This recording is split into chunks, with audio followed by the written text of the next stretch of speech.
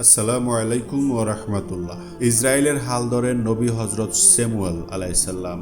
তার হাত দিয়ে ইসরায়েলের নতুন এক যুগ শুরু হয়। মাত্র 11 বছর বয়সে তিনি অচেনা কণ্ঠের তাকে ডাকতে শুনতে পেতেন। প্রথমে ভেবেছিলেন তার বাবা ডাকছেন। একদিন রাত্রে ডাক পেয়ে বাবার কাছে গেলে বাবা বললেন তিনি ডাকেননি। এরপর স্যামুয়েলকে ঘুমাতে যেতে বললেন। শীঘ্রই স্যামুয়েল বুঝতে পারলেন এটা আসলে ঐশ্বরিক স্বর। তিনি তখন বললেন, বলুন প্রভু, আপনার বান্দা শুনছে। এরপর আল্লাহ তাকে ধীরে ধীরে সমাজ থেকে অনিষ্ট দূর করার পথ দেখাতে শুরু করলেন।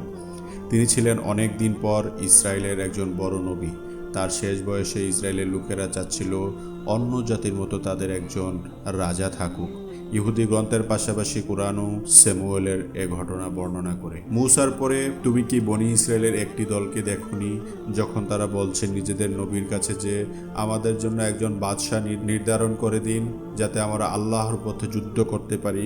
নবী স্যামুয়েল বললেন, তোমাদের প্রতিও কি এমন ধারণা করা যায় যে লড়াইয়ের হুকুম যদি হয় তাহলে তোমরা লড়বে না? তারা বলল, আমাদের কি হয়েছে যে আমরা আল্লাহর পথে লড়াই করব না, অথচ আমরা বিতাড়িত হয়েছি নিজেদের ঘর বাড়ি ও সন্তান সন্ততি থেকে। অতঃপর যখন লড়াইয়ের নির্দেশ হলো তখন সামান্য কয়েকজন ছাড়া তাদের সবাই ঘুরে দাঁড়ালো।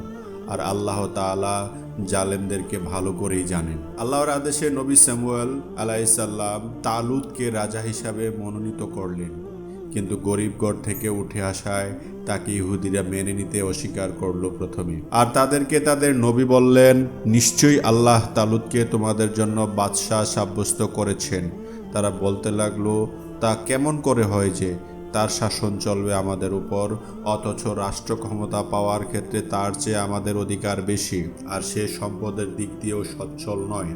নবী বললেন, নিশ্চয়ই আল্লাহ তোমাদের উপর তাকে পছন্দ করেছেন এবং স্বাস্থ্য ও জ্ঞানের দিক দিয়ে প্রাচুর্য দান করেছেন। বস্তুত আল্লাহ তাকেই রাজ্য দান করেন যাকে ইচ্ছা, আর আল্লাহ হলেন অনুগ্রহ দানকারী এবং সব বিষয়ে অবগত। আল্লাহ যে সত্যি তাকে মনোনীত করেছেন তার প্রমাণ হিসেবে ইহুদিদের হারিয়ে ফেলা আর্ক অফ দ্য কুভেনেন্ট সিন্দুক তাদের কাছে ফিরে আসবে এই প্রতিশ্রুতি দেওয়া হলো। কোরআন বলছে, বনী ইসরায়েলীদেরকে তাদের নবী আরো বললেন, তালুতের নেতৃত্বের চিহ্ন হলো এই যে তোমাদের কাছে একটা সিন্দুক আসবে তোমাদের পালনকর্তার পক্ষ থেকে তোমাদের মনের সন্তুষ্টির নিমিত্তে, আর তাতে থাকবে মূসা, হারুন এবং তাদের সন্তানবর্গের পরিত্যক্ত কিছু সামগ্রী। সিন্দুকটিকে বয়ে আনবে ফেরেশতারা। তোমরা যদি ইমানদার হয়ে থাকো তাহলে এতে তোমাদের জন্য নিশ্চিত পরিপূর্ণ নিদর্শন রয়েছে। তালুত ছিলেন ইসরায়েলের প্রথম রাজা। প্রথম দিকে খুবই ভালো শাসন চালাতে লাগলেন তিনি। আশেপাশের অনেক রাজ্য বিজয় ছিনিয়ে আনলেও তার প্রতাপে মোয়াব, আমুন, এদুম, জুহাব, আমালিকীয় ফিলিস্তিনিরা কাঁপতে লাগলো। তাদের সাথে অনেক যুদ্ধেও অবতীর্ণ হন তিনি, এবং তাকে কি করতে হবে না হবে সেটা স্যামুয়েলের মাধ্যমে আল্লাহ বলে দিলেন। পরে একবার স্যামুয়েল আলাইহিস সালাম জানালেন তালুতকে আমালিকীয় রাজ্য আক্রমণ করতে হবে। বিশেষ নিদর্শন ছিল এমনকি রাজাকেও মেরে ফেলতে হবে, কিন্তু তালুত সেটা না করে যুদ্ধ জেতার পর অন্য সবাইকে মারলেও রাজাকে জীবিত রাখলেন। স্যামুয়েল এটা জানার পর জানালেন তালুত এখন রাজা হিসেবে যোগ্য না, কারণ সে আদেশ অমান্য করে চলেছে। স্যামুয়েল চলে যাওয়ার জন্য ফিরতেই পেছন থেকে তালুত তার আল খাল্লা আঁকড়ে ধরল। স্যামুয়েলের আল খাল্লা ছিঁড়ে গেল। তালুতের হাতে আল খাল্লার এক টুকরো চলে এলো। স্যামুয়েল বললেন, এভাবে একদিন তার রাজ্য তার কাছ থেকে ছিনিয়ে নেওয়া হবে। এরপর স্যামুয়েল আলাইহিস সালাম নিজ হাতে আমালেকীয় সেই রাজাকে হত্যা করে বেরিয়ে গেলেন। বেরিয়ে পড়লেন নতুন যে রাজা হবে তাকে গোপনে মনোনয়ন করতে।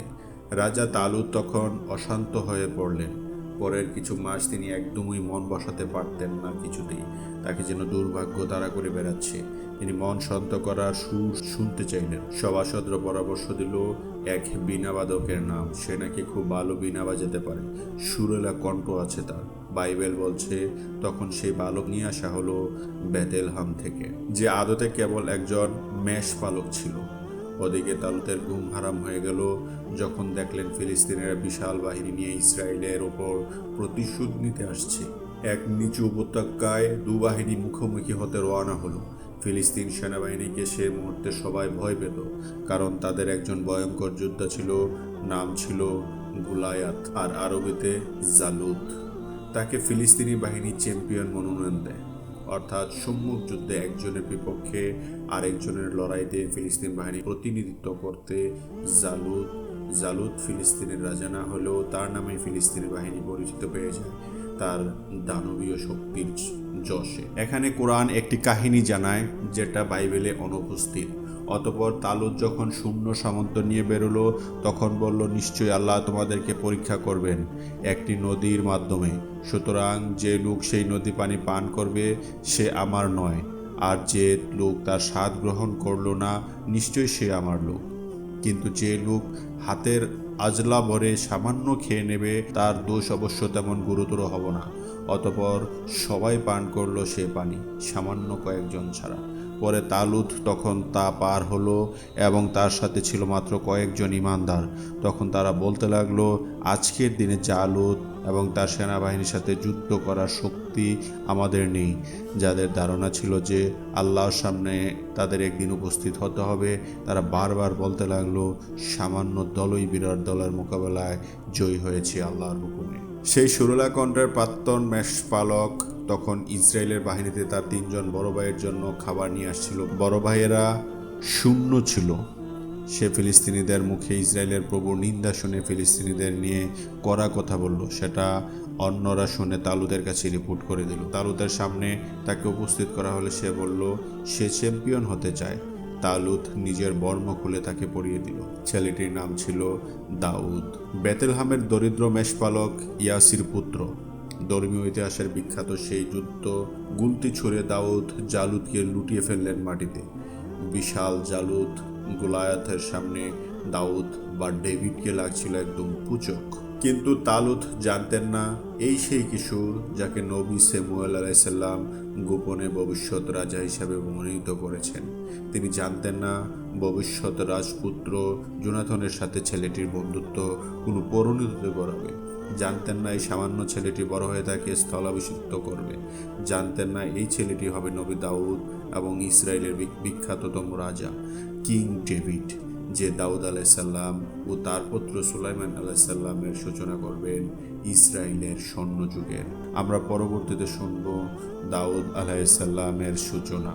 আসসালামু আলাইকুম ওয়া রাহমাতুল্লাহি ওয়া বারাকাতুহু।